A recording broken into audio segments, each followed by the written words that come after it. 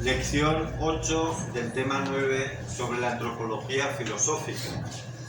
Vamos ahora a la segunda parte de este tema 9. Voy a ser más breve ya por todo lo que ha transcurrido ya.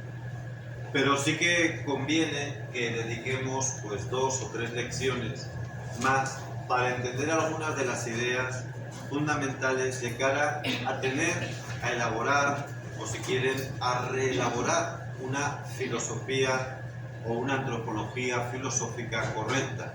Digo reelaborar porque en gran parte ya está hecha. Me parece una tremenda estupidez pretender que vamos a hacer las cosas de cero. ¿Para qué ha existido tantos siglos de historia, tantas personas que han dedicado lo mejor de su vida a estas reflexiones, su experiencia, etcétera? Es una forma de este nihilismo orgulloso, ¿no? El querer hacerlo todo de cero. Nosotros tenemos ya un bagaje filosófico impresionante, ¿no? Desde los griegos, luego pues toda la Edad Media y todas las adquisiciones que ha habido después. Incluida también lo que la modernidad y la posmodernidad nos enseñan, ¿eh? También esos son enseñanzas. No podemos aceptar, digamos, lo esencial de la filosofía moderna ni posmoderna porque su médula espinal es equivocada, es decir, el eje sobre el que giran es falso, pero sí que tienen elementos muy importantes, como es, por ejemplo, lo central de la persona humana. Es cierto que en la filosofía, vamos a llamar clásica, en algunas de sus versiones, la persona humana corría el riesgo de ser un ente más y por lo tanto estar cosificada. Es decir, se analizaba como si fuese un ente más de la naturaleza.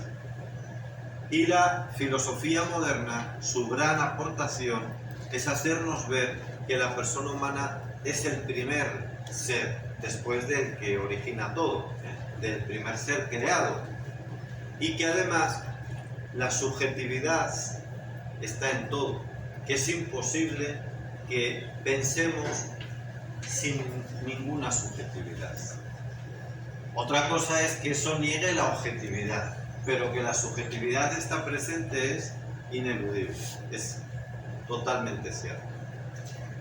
Bueno, pues esa valoración, revaloración de la persona humana es algo que no podemos renunciar a ello ya más nunca. Tenemos que hacer una antropología filosófica en la que la persona esté ciertamente como la primera de todas, la primera realidad. Por eso, uno de los principios de los que hay que partir para esta antropología filosófica correcta es la grandeza o dignidad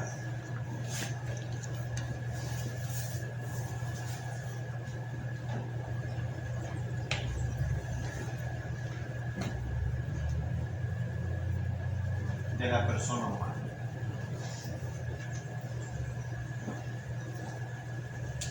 Puesta en duda hoy por las corrientes de tipo ecológico, animalista, en general todas las ideologías que hoy predominan en el mundo son nihilistas, porque al negar la verdad natural, evidente de las cosas, ponen el acento en elementos accidentales, el color de la piel, el sexo. No es que el sexo sea accidental, pero si tú lo colocas como central, sí estás trivializándolo.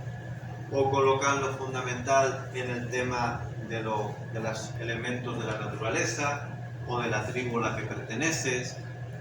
Todos esos, lo que llaman hoy las corrientes identitarias, que están llevando a lo que ya hemos analizado, a la cultura woke, a la cultura,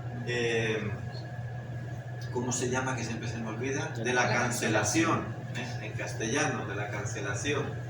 Todo esto, amigos, es fruto del nihilismo. Es decir, cuando hablamos de nihilismo, pónganle estos rostros, ideología de género, ideología ecológica, ideología indigenista, animalista, la revisión de la historia en razón de la supuesta primacía blanca, etc. La revisión histórica, por ejemplo, de lo que ha ocurrido aquí en América. Todos estos revisionismos que no tienen ninguna base en la realidad, en los datos verdaderos de los documentos, de las fuentes, todo esto es nihilismo. Porque ¿en qué se apoya? En nada, en puro sentimentalismo de grupo, que se refuerza buscando enemigos externos. Entonces el feminismo en el hombre, el ecologismo al ser humano como enemigo, el indigenismo en las otras tribus o en las otras razas, etc.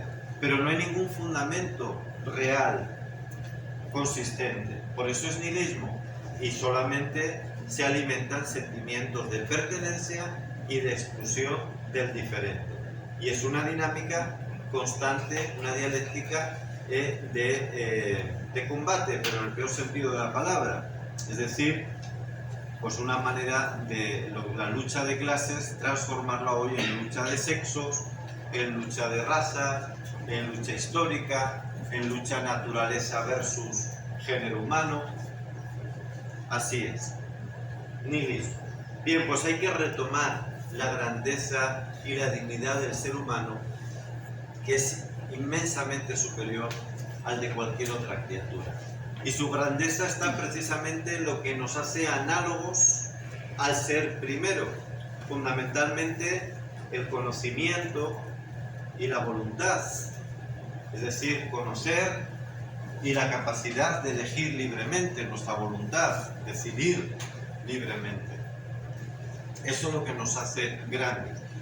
Y fíjense qué bonito, como decía Pascal, precisamente la grandeza del ser humano consiste en su debilidad, porque es grande aquel que reconoce que no es nada. Es grande aquel que reconoce su pequeñez. El que reconoce su pequeñez, su fragilidad, ese es realmente grande. Por eso la persona más inteligente, amigos, no es aquella que se cree que por tener títulos o lo que sea, pues es alguien. La persona más inteligente es aquel que reconoce su fragilidad, sus debilidades, porque eso le va a llevar a ser colaborativo y es lo que le va a hacer crecer realmente.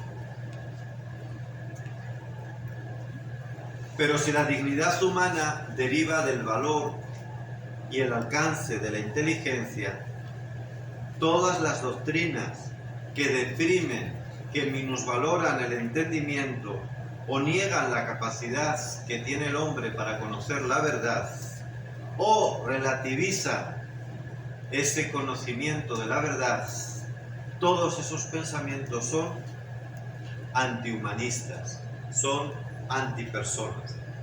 Por ejemplo, el fenomenismo, o el escepticismo, o el panteísmo, del que vamos a hablar, de los que vamos a hablar ahora. Ahora lo vamos a entender quiénes son estos señores, estos grupos filosóficos. En realidad, amigos, nuestro conocimiento, que es la base de nuestra grandeza, de nuestra dignidad, conocimiento y voluntad, que repito, son analogía del ser que nos ha creado, nuestro conocimiento no es limitado, por lo menos no de forma absoluta. Está limitado, pero no es limitado. Es decir, está limitado por la dependencia que tenemos al espacio y al tiempo, pero no porque como capacidad esté limitado. Tiene capacidad ilimitada, pero le limita el contexto en el que vive. Por la inteligencia, decía Aristóteles, el alma se hace en cierta manera todas las cosas, porque es capaz de comprender, es decir, de adquirir, de interiorizar la esencia de las cosas. Y Tomás de Aquino decía que la inteligencia posee la totalidad del ser. Y así es como realmente, ejercitando nuestro conocimiento, podemos ser libres, porque la libertad exige conocimiento, va unida a él. Del mismo modo que la metafísica se ocupa del ser trascendental y sus atributos trascendentales, la antropología también debe ser trascendental, porque el hombre, entendimiento y voluntad, conocimiento y libertad, trasciende todo límite y por eso se le llama filosofía trascendental.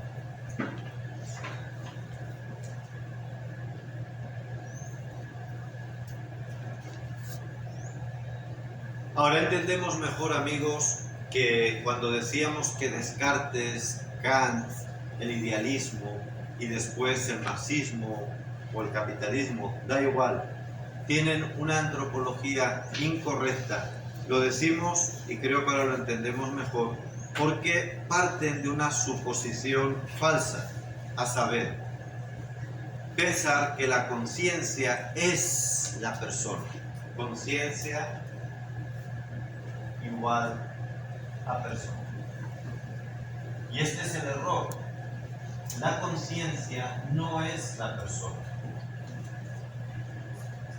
Es parte de la persona, pero es mucho menos que la persona.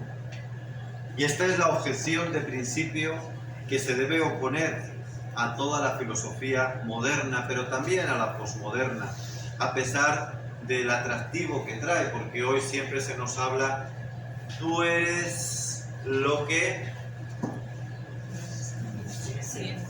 deseas, conciencia, tú eres lo que piensas, tú eres lo que quieres ser, no, tú eres lo que eres, tú tienes una naturaleza dada, y sobre eso que te ha sido dado, sobre tu ser, tienes que llegar a ser lo que estás llamado a ser, pero no lo que deseas. Cuidado, esto es un espiritualismo muy atractivo, pero es una barbaridad que lleva al desastre. Tú eres lo que ya eres y estás llamado a ser, eso sí, tienes que desarrollarlo, pero no lo que deseas. Nietzsche y la fenomenología, ya hemos hablado de Nietzsche, que por cierto la Z la tiene detrás de la T, así se escribe correctamente Nietzsche. Nietzsche y la fenomenología es otra corriente filosófica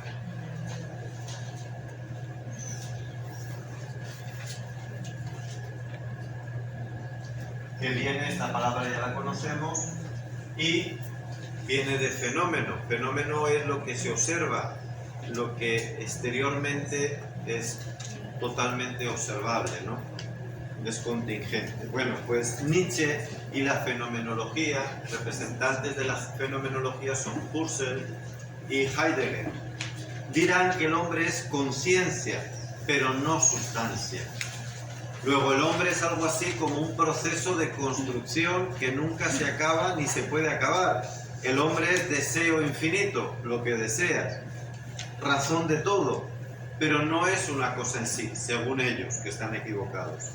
El hombre, dice Husserl, no es una cosa, sino solo conciencia de las cosas. Es un error, pero es lo que dicen ellos.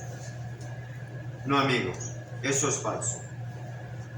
La libertad en realidad es un trascendental, dicen ellos, las filosofías equivocadas como la fenomenología, como Nietzsche, el existencialismo del poder. La libertad para ellos es un trascendental y no lo es, solo lo es la verdad, la bondad, la belleza, y además sería infinita. La conciencia, según ellos, también lo es, pero en realidad no es así, porque si eso fuese así, entonces sería su propio fundamento, y nada tiene fundamento en sí mismo, sino más allá de sí mismo.